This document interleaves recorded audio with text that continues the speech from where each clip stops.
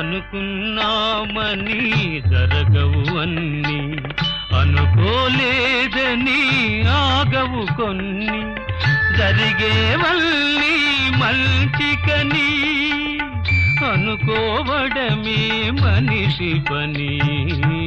నీ సుఖమే నే కోరుతున్నా, నిన్ను వీడి అందుకే వెళుతున్నా. నీ సుఖమే నే కోరుతున్నా.